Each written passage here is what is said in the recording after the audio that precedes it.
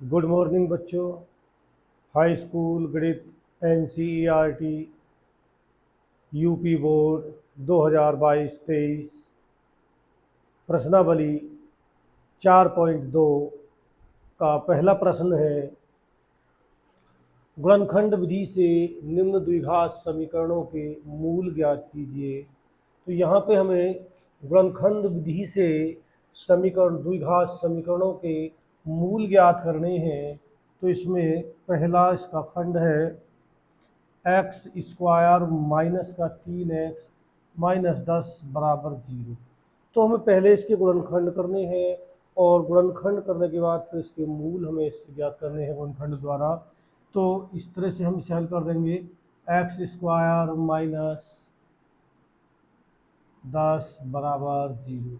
तो ये माइनस का चिन्ह है, तो हमें इसमें अंतर लाना है, इसकी गुणा आनी चाहिए 10 के ऐसे दो टुकड़े करने हैं जिनकी गुणा 10 आए और अंतर 3 आए।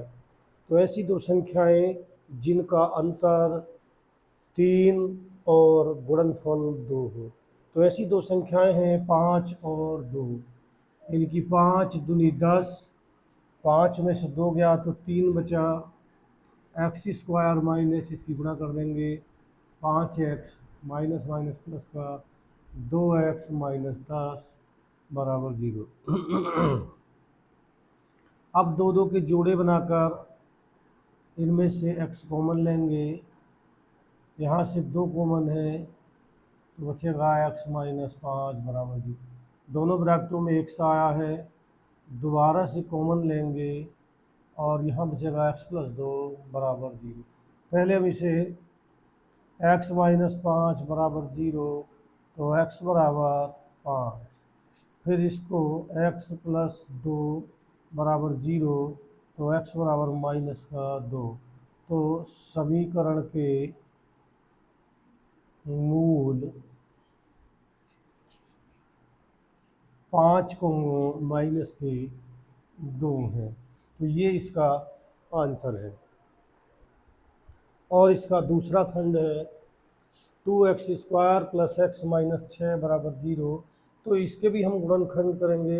हमारे पास बच्चों के कमेंट्स आते हैं और वो उसमें बताते हैं, कहते हैं, रिक्वेस्ट करते हैं कि इसे गुणनखंड को ज़रा सही से समझाएं। तो हम गुणनखंड को इस तरह से बहुत ही अच्छी तरह से हम आपको समझा रहे हैं। बहुत ही बढ़िया तरीका है ये गुणनखंड करने का। तो देखिए, हम पहले इसे इस तरह से लिख लेंगे 2x स्क्वायर प्लस, और बीच की जो संख्या को नहीं लिखेंगे, x पीछे लिख देंगे, और माइनस का 6 बराबर 0। लास्ट वाला जो चिन्ह है वो अगर माइनस का है तो घटाने पे आना चाहिए, यानी कि अंतर आना चाहिए, और गुणा पहले के और लास्ट वाले की गुणा के बराबर गुणा आनी चाहिए। तो गुणा आनी चाहिए 2 छक्का 12, तो गुणा 12 आनी चाहिए। ऐसी दो संख्याएं जिनकी गुणा 12 आनी चाहिए, गुणा आनी चाहिए 12 और अंतर आना चाहिए इसका 1। तो ऐसी दो संख्याएं जिनकी गुणा 12 होती है और अंतर 1 आए। तो 4 तिया 12, 4 में से 3 गया तो 1 बचा, तो यहाँ पे लिख देंगे 4 माइनस 3।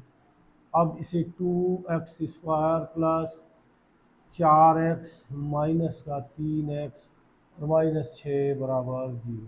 यहाँ से 2x कॉमन, तो x प्लस 2, यहाँ से 3 कॉमन, तो x प्लस 2 बराबर 0।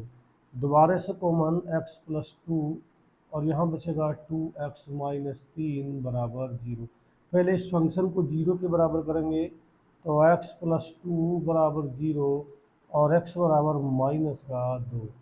फिर 2x माइनस 3 बराबर 0 और 2x बराबर 3 और x बराबर हो गया 3/2। तो द्विघात समीकरण के मूल, द्विघात समीकरण के मूल माइनस के 2 कोमा 3/2 हैं। तो ये इसका आंसर है। और इसका तीसरा खंड है, इसे भी हम इसी प्रकार से करेंगे।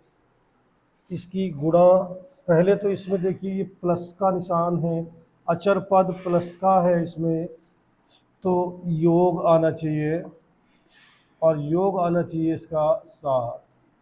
गुणा आनी चाहिए पहले और इसकी गुणा के बराबर, यानी कि √2 गुणा 5 √2 बराबर 2 पंजे 10।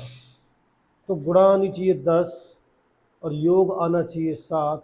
ऐसी दो संख्याएं जिनकी गुणा 10 आनी चाहिए और योग 7 आना चाहिए। तो ऐसी दो संख्याएं हैं 5 और 2। तो 5 दूनी 10 और 5 और 2 7।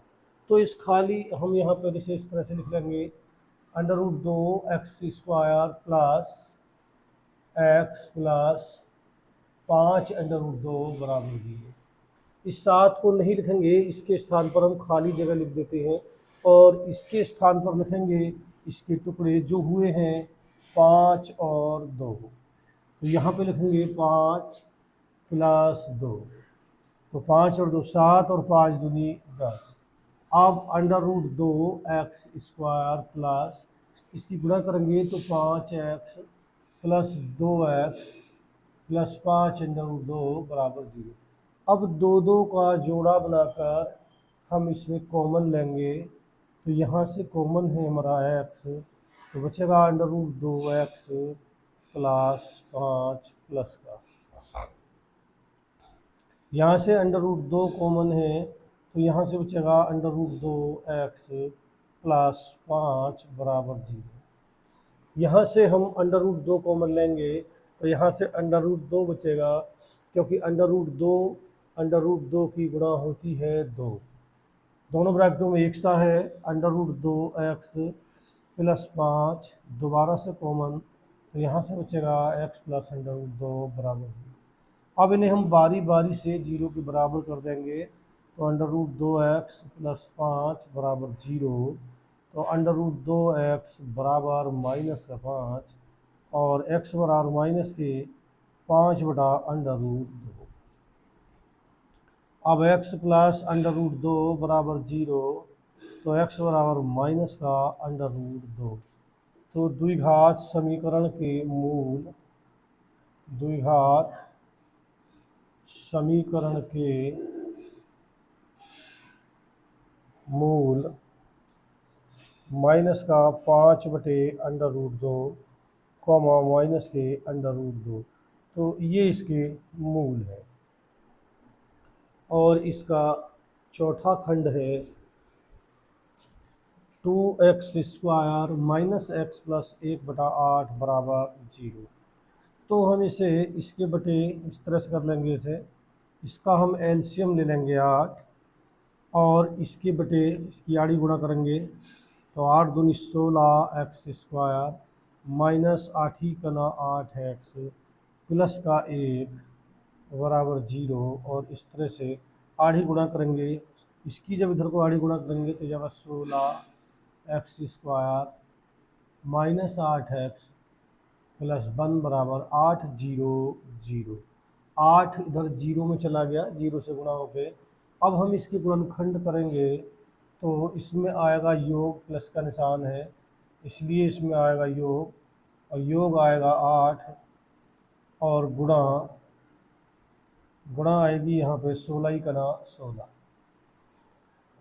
प्लस का निशान है तो योग आएगा बीच वाले के बराबर, यानी कि 8। गुणा आएगी 16 गुणा 1, 16 ही का ना 16। ऐसी दो संख्याएं जिनकी गुणा 16 आए और योग 8 आए, इसे हम इस तरह से लिख लेंगे बनाकर, +1 बराबर 0।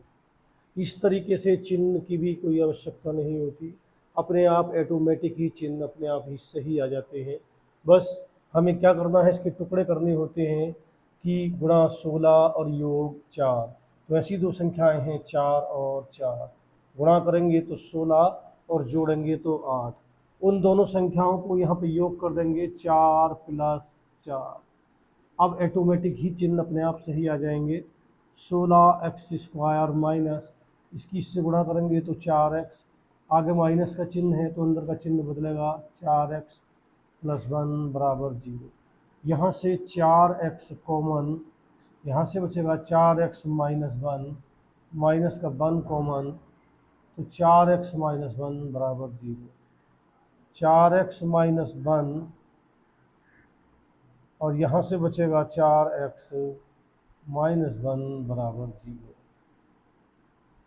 पहले इसे 0 के बराबर कर देंगे तो 4x = 1 और x बराबर 1/4।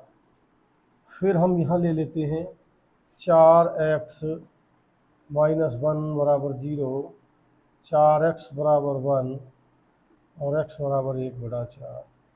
तो द्विघात समीकरण के मूल 1/4, 1/4 है। बस ये इसका और इसका पांचवा खंड है। इसे भी हम इसी तरह से हल कर देंगे।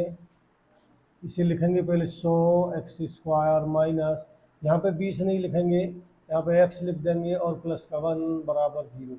यहाँ पे लिखेंगे इसके टुकड़े जो होंगे तो इसकी पहले प्लस का निशान है तो योग आना चाहिए और योग आएगा बीच वाली संख्या के गुणांक के बराबर। बीच वाला गुणांक है 20, गुणा आनी चाहिए x² के और अचर पद के गुणांक की गुणा के बराबर, यानी कि 100 × 1, तो गुणा आनी चाहिए 100 × 100। अब हमें ऐसी दो संख्याएं ढूंढनी है जिनकी गुणा 100 आए और उन्हें जोड़ दें तो 20 हो जाए। तो ऐसी दो संख्याएं हैं 10 और 10। 10 और 10 को जोड़ेंगे तो 20 हो गया और 10 की 10 से गुणा करेंगे तो 100 आ गया। तो ऐसी दो संख्याएं जिनकी हमें तलाश थी वो संख्याएं हो गई हमारी 10 और 10। यहाँ पे जो हमने खाली जगह छोड़ी है यहाँ पे लिखेंगे 10 और योग करेंगे तो इसलिए यहाँ पे प्लस का निशान लगाएंगे 10। तो 10 और 10 20, 10 और 10 की गुणा 100। अब हम इसके गुणनखंड कर लेंगे x² minus 10x minus 10x + 1 = 0। यहाँ से दो दो के जोड़े बना लेंगे और इन जोड़ों में से कॉमन लेंगे तो यहाँ से 10x कॉमन, तो यहाँ बचेगा 10x - 1, माइनस का 1 कॉमन, तो 10x - 1। क्योंकि आगे माइनस का चिन्ह है इसलिए ब्रैकेट के अंदर का चिन्ह बदल जाएगा। अब दोबारा से 10x - 1 कॉमन, तो यहाँ से बचेगा 10x - 1 = 0। पहले हम इस गुणनखंड को 0 के बराबर करेंगे तो 10x - 1 = 0 और 10x = 1 और x बराबर हो गया 1/10। इसी तरह से इस वाले को भी, तो 10x - 1 = 0 और 10x = 1 और x बराबर 1/10। तो द्विघात समीकरण के मूल 1/10, 1/10। तो इस तरह से हम गुणनखंड विधि से हम इसके द्विघात समीकरणों के मूल ज्ञात करेंगे, जैसे हमने अभी आपको करके दिखाए हैं। इस तरह से हम इनके गुणनखंड करके और इन द्विघात समीकरणों के मूल ज्ञात कर सकते हैं। बहुत ही आसान तरीका है ये, बहुत ही अच्छा तरीका है, समझ में भी अच्छा आया होगा। इसे आप एक बार अगर आप ढंग से देख लेंगे तो आपको आपके समझ में आ जाएगा और आप ज़िंदगी में कभी नहीं भूल पाएंगे। और फिर मिलते हैं अगली वीडियो में।